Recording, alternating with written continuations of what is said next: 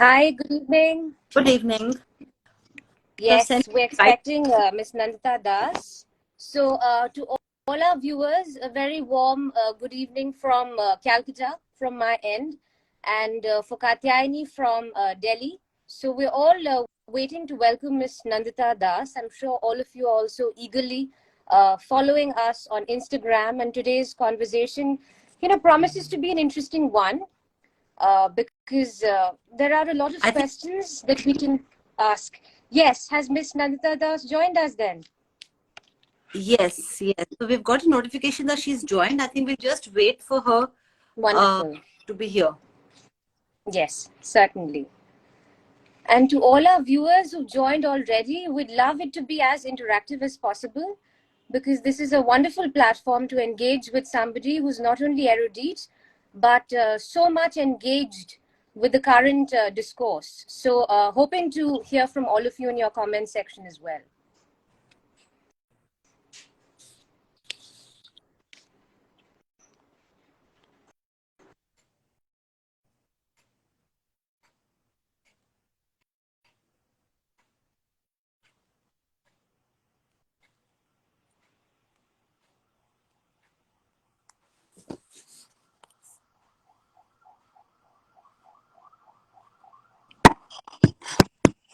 Wonderful Good evening, Is ma'am. it? having you, Miss Nandita Das. Wow, it's Sorry, I'm honestly a dream come true. So technically good to see you. I just at a hotel and I'm sitting in someone's room because I won't make it to the house. So I hope everything is okay. It's not the best angle as a We're filmmaker. just so Just glad you It could find but some then time, honestly. I think you should need 10 seconds to just get over our, oh, the craze and We're being able to see you. slightly awestruck at this moment, like, but I think we'll try and be our best dignified selves at this moment. Yes, yes. Katyani, go ahead. Good evening, Ms. Das. It's an absolute pleasure to have you. I'm Katyayani and this is Pridarshini, and we are thrilled, beyond thrilled to have you with us at Viram. And like especially so uh, when you've been so busy with promotions for Zwigato. I mean, an yeah, it's absolute. a busy period, I have to admit. But Priyadarshini is so insistent with such a heart and with an intention, one had to say yes. And please call me Nandita, no Miss Das and all of that. Thank you, Nandita. It's very gracious of you, and many congratulations on Zwigato, really. Thank you. I hope So you we have see it. packed in a few questions as well concerning Zwigato. So we are really raring forward to ask you. Thank you. And Go. uh, and I'm sorry, Nandita, Gustaki Maaf, if the introduction जो मैं आपका दूंगी, I cannot do justice to the body of work that you have done. But as protocol goes, and जो हमें गलती करते हैं तो हमें बोलना पड़ेगा. So I think I'll make the mistake of giving an You can introduction, and skip also. People can read about it later. everyone knows you, so just let Exactly. us. So I think ये खामखा हो जाएगा. We can really go past this. yes. So I'll just maybe talk a little bit about Viram and why we all here essentially, and why I was so, well, tenacious about having Nandita with us.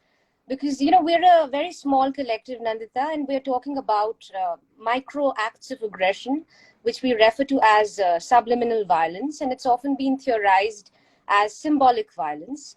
But at the same time, what we're very sure about is that these forms of violence need to be unearthed and explored because there's a lot of normalization that goes around these issues. And we've been examining a theme on a fortnightly basis.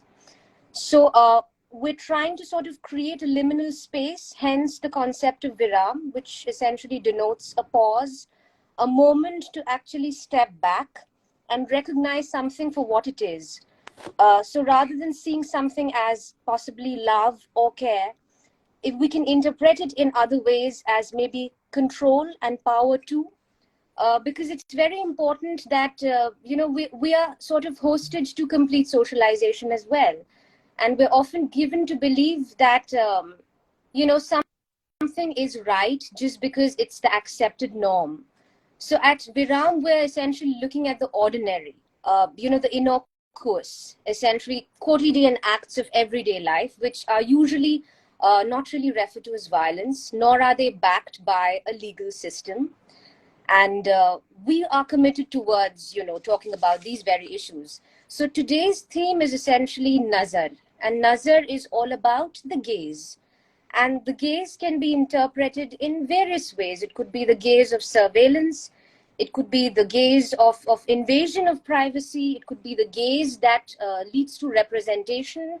But whatever it is, it's a technique, it's a tool of power, because through representation you're essentially trying to portray something, and that gives a person a lot of power to create reality in the manner in which they choose to. So in Nazar, what we're really curious to know is, what is this insidious power of representation? And we dare to suggest that we need to change the lens and the gaze through which women continue to be represented in various ways. So we're not necessarily only talking about, let's say, voyeurism, fetishization, or objectification, because there seems to be an emerging consciousness about that, which is something very healthy. But we are hoping to look at the more subtle and insidious forms in which women continue to be represented, possibly infantilized, matronized, patronized, and seen through various lenses. So just maybe to begin with, a very simple question connected to your own personal life. So cinema, which involves a script, a narrative, a plot, it's essentially discourse, which is synonymous with power. So what is your experience of this been, first as an actor, later as a director, and has the configuration of power changed in your very versatile roles, not only just being in a cinema, being the actor, but in rather scripting and holding the reins of an entire narrative? What is your experience and journey been? Wow. It's a complex thing. It's a very nuanced thing. So it's difficult to sort of address it head on. I would just say that, gaze is something that's so ominous, that's so fluid, that is so subjective, that it's always complex to talk. It's like sometimes you watch a film and you don't know why, but you feel there is a male gaze. You can feel the way the situations have been handled.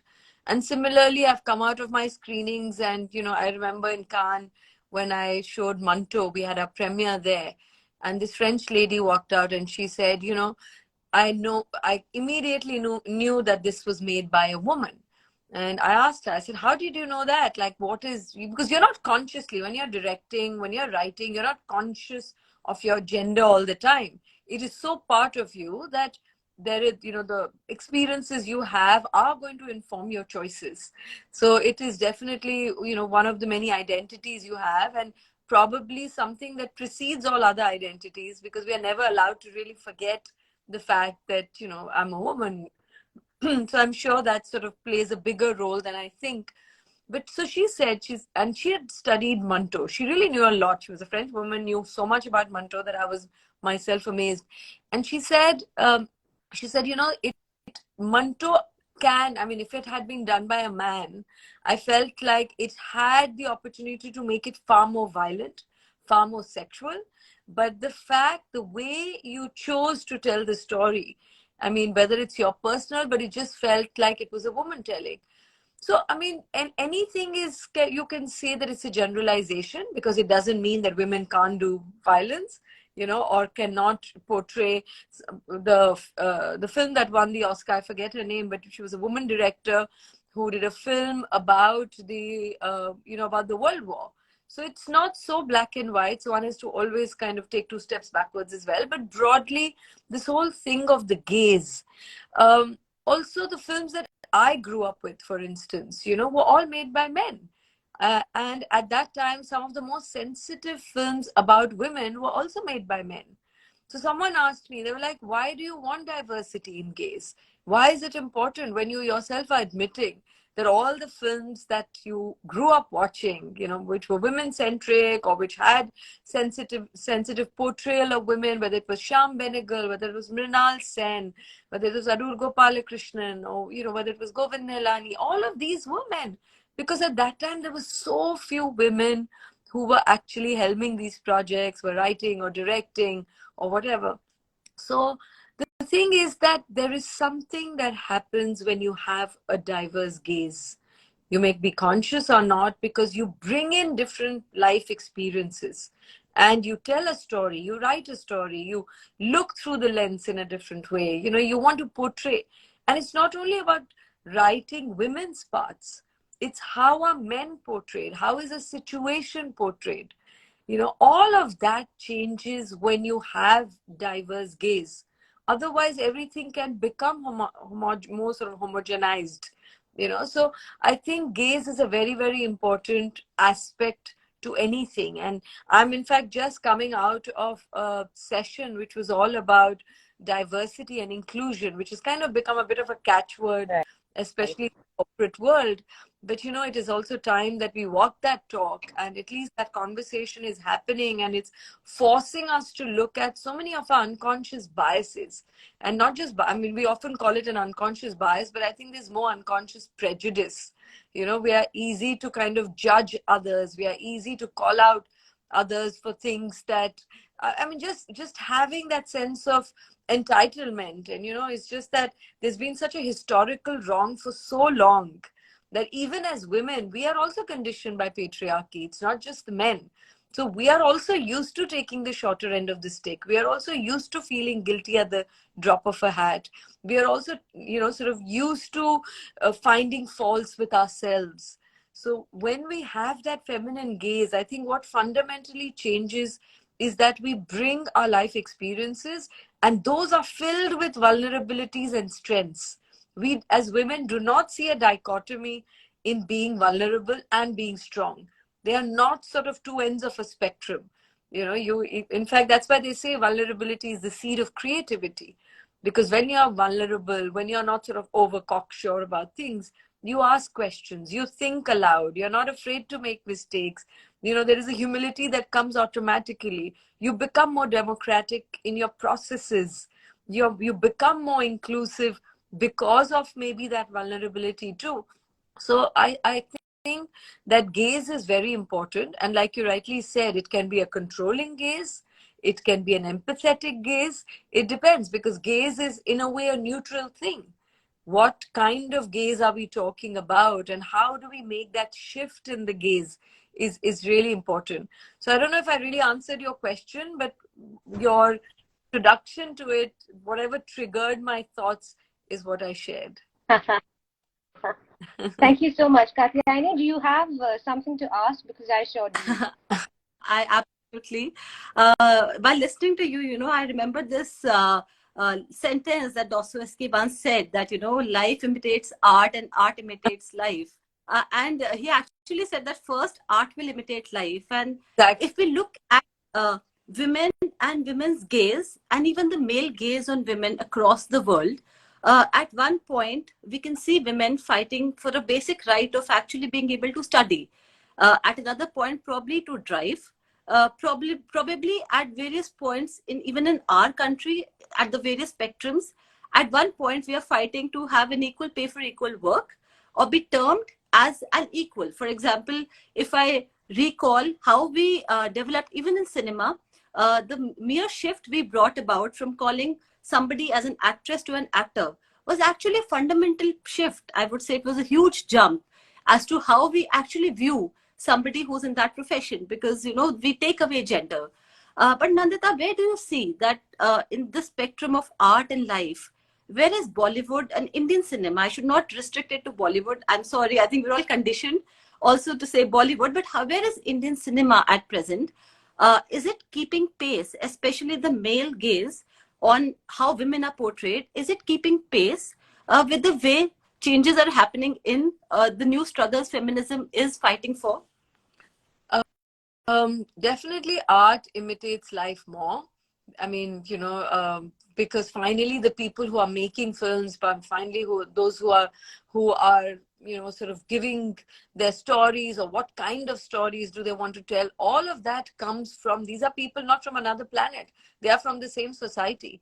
So if they are deeply conditioned by patriarchy, or if they are deeply conditioned by the way we look at these stories, or women or men, or their, the tension between that, what they are going to put, it is bound to reflect.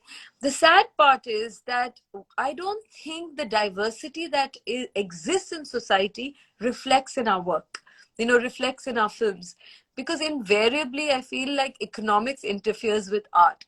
Everything is decided by how much money it's going to be, what box office it's going to be, is this going to, is it going to work? That we sometimes don't even have that purity of intention. Like when I travel to other parts of the world, to festivals and even smaller countries that make 5 films, you see that passion. It is sad that in a country which is so diverse, so full of stories, so full of talent, so full of great literature that could be adapted to films, um, even young filmmakers, when they come to you, they've come with a proposal, they've come with a project, they've come with all the parameters, like we'll make it work, this is the actor, you can wear this designer, or some random things. But they don't come with this story that I'm compelled to tell this, I somehow want to find a way to tell this. So I think there is something that has happened in our society. I don't know, I mean, I'm really sort of trying to dig deeper and say, what is it that, why have we become as a society dishonest with ourselves? Why is our moral compass so dwindling, where we can't tell, those stories that we must tell? So I think that kind of diversity that we see in society, we definitely don't see, despite OTT, despite the process becoming more democratized. Many more actors are now part of, like we are seeing so many different actors who've probably struggled for years on the sidelines are making headlines now and are doing good roles. There are many more young directors that are coming. So earlier we had this commercial films and this parallel cinema. The parallel cinema kind of completely died when the multiplexes started coming in, and then we thought of these middle of the road. Of course, these are all names and, nomenclatures of different things, but broadly, even in that, what we call the independent cinema, that itself is becoming of a certain kind. That diversity of even expression, that diversity of art is also, I feel, becoming less and less. Everything is becoming so market driven. So that definitely is a concern, and therefore the real stories are not coming out. I mean, look at, I just did Zwigato, which is still in some theaters, but it's really a struggle to get a smaller film in a theater. If it's not a spectacle, people feel, no, I'll watch it on OTT. That collective experience of going to a theater, sitting with strangers, but sighing and laughing and crying and all of that together, an experience that is so immersive, because you're in a dark room, your phone's not ringing, you're not eating, you're not walking up to your, making a call. It's not so distracted. Our attention spans are going. So I think um, these things will only change when we see that kind of diversity in that gaze. Coming back to your gaze, if when we actually see different people, not just gender, but region and caste and religion and, life experiences and class, when we see that diversity play out, they will sort of very instinctively want to tell stories differently. Not just different stories, but how they choose to tell them will also have that variety. So we as audiences are actually denying ourselves of that privilege of, wanting to see stories. Like, how many stories are today about working class people? When someone, why are you doing Zwigato? Like, what made you do it about a food delivery rider?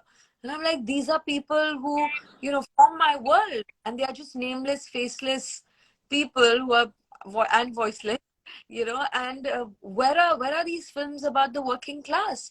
Earlier, even till the 80s and 90s, a coolie was your mainstream hero.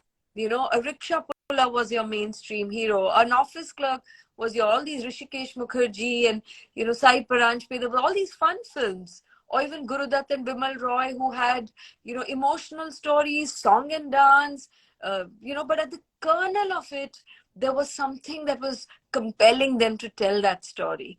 The protagonist, the person who was at the center of it, was an ordinary man. Today we tell stories of common people, ordinary people, quote unquote, only when there is something sensational that happens. You know, some underbelly of UP or Bihar, and there's some big scam or there is a scandal. Then you take a real life story, make a mashup, and then, you know, make it very gritty and all of that. It's well made.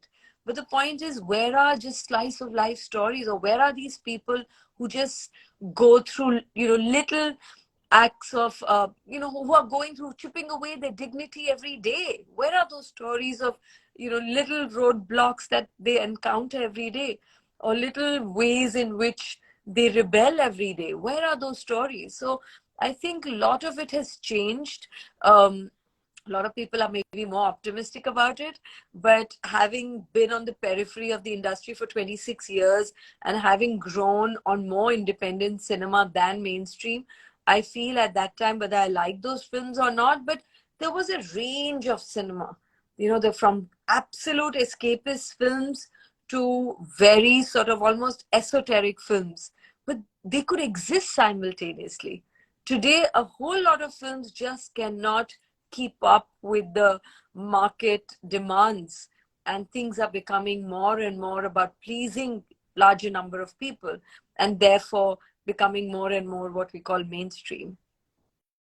I'm so glad, Nandita, that we're talking about this everyday ethnography that you've even done through Zwigato, because I have a question that is very much connected to the manner in which you've dealt with the protagonist in the movie. And in fact, a young member of Viram writes to me. She writes, while watching the film Zwigato, I understood how Nandita ma'am has portrayed the angst of an experience of subtle and non-physical violence.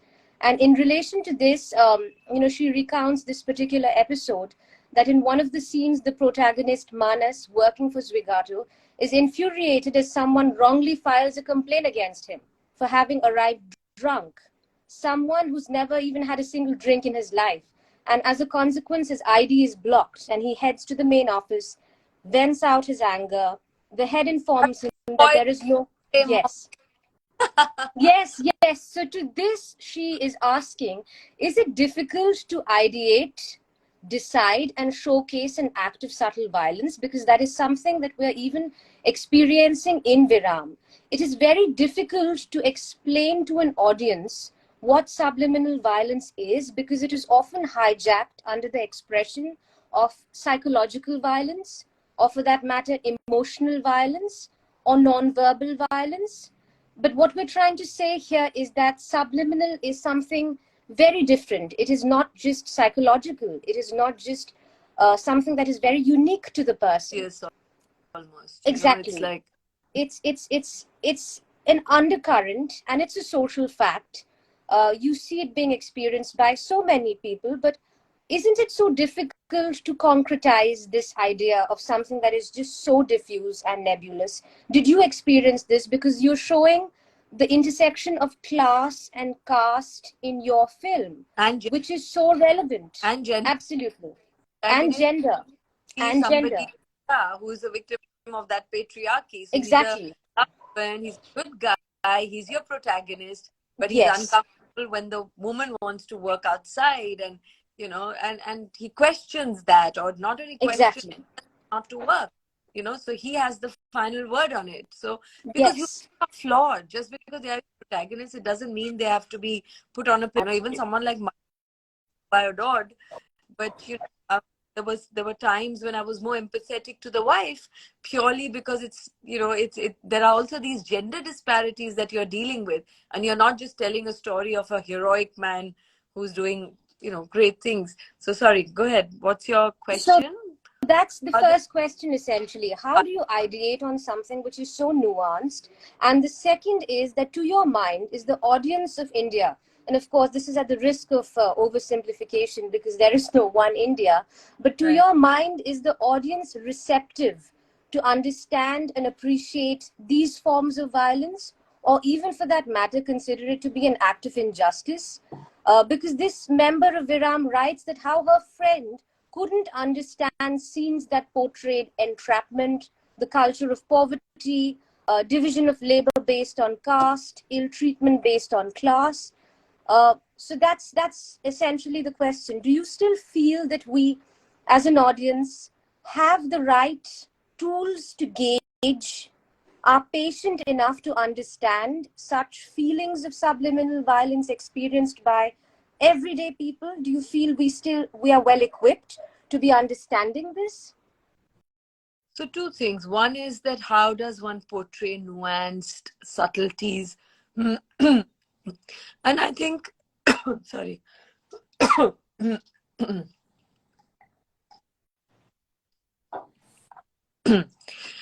My earlier two films, both Firak and Manto, were actually during violent times. And if you see the films, there is no violence in the film. Because I think it's easy to portray obvious violence. And as an audience, I do not like to see violence. In fact, when violence is really well done, and when you do something, you want it to be well done. When a violence is really well done, it makes me uncomfortable. Because at some level, you're glamorizing violence. You know, you're making it look really cool, and it's not cool to be violent, so in whichever form. So I am someone who really always am finding ways to skirt showing any violence. And for me, that's why even in Firak, it was a month after the obvious violence finishes, and it was about what all lingers on.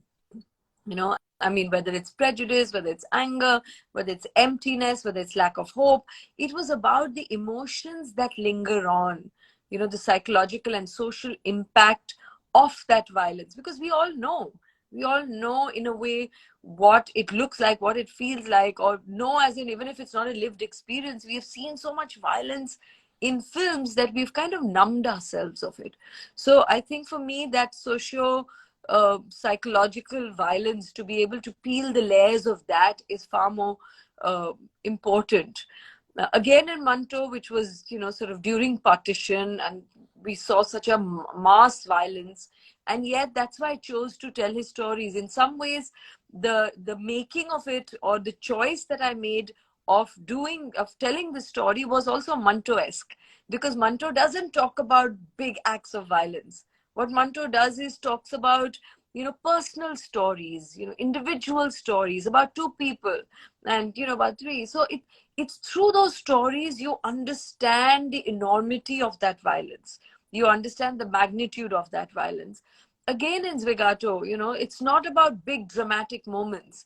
Like, but a lot of the audiences told me that I feared every minute. I felt like, abhi kuch hoga, abhi kuch hoga. Oh my God, something's going to happen to him. So you create because of those little things. And whether, you know, everybody doesn't go through big acts of dramatic things. It's very easy to have one dramatic problem and how he solves it. What do you do when the problems are little, when they are constantly around you, when they are so insidiously thrown at you that you don't even know how to combat it? In fact, I feel the subtler the violence, the more difficult it is to counter. Like, you know, often people tell me, so have you been at the receiving end of sexism in the industry? And I'm like, in society, why just the industry? You know, in society, there are so many little ways in which, but the more sophisticated we get, the cleverer we get in a way in sort of imparting those acts of violence. And because they are subtle, it's more difficult to counter them, because every 2 minutes, otherwise you'll be told, oh my God, don't give your feminist thing, or, you know, don't start off, you're seeing too much into it. All of those come sort of, you know, lashing onto you. So I feel that for me, those little nuances is what I'm interested in. And I'm not such a unique person. There may be less number of people who, you know, it resonates with, but I think there are enough people, I do believe, that they catch on to it. They may not have the vocabulary to articulate what they see, or how they see or analyze it, or all of that, but that doesn't matter. They can feel it because they experience it. They themselves experience it. They see it. In fact, when you see it in a film, it gives you a voice. It is empowering, because you feel like, oh, I go through that, and, you know, now I know why it happens. So many women kind of related to Shahana Goswami's character Pratima, because in mainstream cinema we either show a very supporting, silently suffering wife, or we show someone who's really rebellious and is foul mouthed and is really sort of getting angry and is calling out every minute. But you don't have to always be either or. You can be a loving, supporting wife and yet have a mind of your own. And you may need to lie to support. You may need to rebel to, even because you think you know better as to what is really good for the family. You may not say, listen, I know better than you. You don't have to say that. You just do what you think is right for the family, against all odds, whatever the consequences might be, even if it means getting the, sort of making things difficult with your husband. So these are those nuances. And those nuances, you want to bring it in the women characters, in the male characters, in the story that you tell. So I think people do catch it. And sometimes we educated, more affluent classes feel that, we become a little arrogant and we think that this is for us. We will understand, but the man next door, the woman next door, the person next door, whoever it may be, will not. But you'll be surprised. It's just that they never get the opportunity to see these films because of the way, firstly, theatrical is really expensive. Many of the OTT platforms are also difficult, or even if they see it, they don't hear about it enough.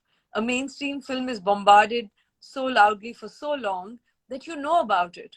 A film like this sometimes just goes under the radar because we are just so caught up in thinking that this is only for the classes and not for the masses. But if you actually take them, they will understand. Also, I feel some of these films, the person who's struggling every day, maybe it's not for that person because he or she or them already know that they are struggling with it. It's more for people like us who become insensitive to people around us, who are so busy navel gazing and complaining about our own problems or struggling with our own issues or dealing with whatever we are doing, and we forget. So sometimes when people say, oh, but what about the real people? What if they haven't seen it? I'm like, who's real? We are the ones who are invisibilizing all these people. We are the ones who need to see such films so that we can become more sensitive and become more compassionate. We are the ones who have the we are in decision making roles. We are powerful people in our own ways, however small our circle of influence may be, but we are holding the power. So if we change, we will then create different policies. We will deal with people differently. We will not be so entitled that, oh, this person did this, I'm going to now rate this person 1. We take such pride. And after seeing the film, so many people have written to me on social media, WhatsApp, and said, I have started noticing people much more. My lift man, my help, the one who takes the kachra outside, or the delivery person, I've started rating much more generously. Now that I know that they just get 5 rupees more, what is the value of 5 rupees in my life? But that matters to them, if you rate them, if you tip them. So I think this whole thing of real people, we are also the real people. And more importantly, we are the people who need to change more. Because I can understand that they want to see escapist cinema. I mean, in some ways, we are far more privileged, not just in terms of money, but in terms of just the ability to do so many more things, to even choose what we do, which is such a huge privilege. I'm choosing to be an actor or a director or a social advocate or whatever I'm doing. You're choosing to do what you do. So many people are just doing work because they have to do. So I think these kind of films are also for us, and these kind of nuances will be caught on if they are given the opportunity to see these films. I'm so glad, Nandita, that we're talking about discourse, because your talk also gives me a lot of fodder for a paper that I'm working on time poverty, and I'm working here amidst the Duars tea garden plantation workers. And a very common concern here is that under the labor rights discourse, a lot of gender issues are sort of submerged. They're just seen as a working class. And the real issue of time poverty is something that I'm exploring now in Jalpaiguri, because we have a lot of plantation workers and they're hard pressed for time. to even engage in any welfare government activities for that matter. So I'm glad that we're, essentially looking at the palimpsest nature of violence. And would really hope to continue with this conversation, because Viram is just hoping to create more awareness about this. And we call ourselves, a safe space where people can feel comfortable to share their everyday ethnographies. So I think, Nandita, we won't take your time anymore, because you're, as it is, very preoccupied. But I But think today's talk was important. yeah, but as a bureaucrat, you are doing amazing things. Thank you So we so much. Thank you. say people, oh, this is an actor, this is a bureaucrat, or the so and so is. So I think this whole thing of being open and not and sort of catching yourself with these unconscious biases and prejudices is so important. And we as filmmakers, that's what can a film really do? It can't bring about revolutions, but what it can do is to challenge those prejudices, is to create empathy for the characters. When you're watching a film, you forget that some of the same people you actually are judgmental about or you're prejudiced about, for you they become characters of the story. So the other suddenly isn't the other anymore, because you start fearing from them, you start caring for them, you are invested in their stories. And that, I think, that is these are just as nuances we were talking about before this. How do we portray them? And I think these are the little shifts that works of art can also do. And I think that's one of the reasons why we continue to do despite all odds, because somewhere we believe that those little shifts happen. And you and I are what we are because of the books we've read, because of the films we've watched, because of the people we've met, because of the life experience we've sort of exposed ourselves to. And that's why I think art has a role, just as of course bureaucracy is a more tangible thing. And it's amazing that you're using your time there, and your influence to do such great things. But we also try in our little way, and hopefully time is the test of art. Absolutely. And I love the way we're concluding today's discussion, because it's about the gaze of compassion Right. at the end of the day. And empathy. And empathy. So thank you. Thank you so much. Thank you so much. And these are conversations that we just have to keep continuing. We need it with ourselves. I speak, I feel I'm half the time also talking to myself, because sometimes it's affirming, sometimes it's a reminder, but it's also a conversation that we have with our own selves. Absolutely. Thank It you. was a pleasure having you with us, Nandita. Likewise. We'll keep this alive. All right then, Katyayani, over to you. Thank you so much, Nandita. And we look forward to having you with us again. Probably, once I hope you stay as busy, and I'm sure you will. But I hope you give us time again. We'll be waiting for your time. Thank you. And probably requesting you for more time the next time, because it's an absolute pleasure talking to you. And as you said, that a lot of time you felt you were talking to yourself. I think for us also, it gives a lot of fodder for us to be introspecting upon and working upon that in the future. But we really look forward to having you again with us. Thank you. All the very best for the work you do. Thank you. You will have, because I don't even know how to get off alive. Katyayani, go for it. Do that. Thank you. Good night. Bye. Bye.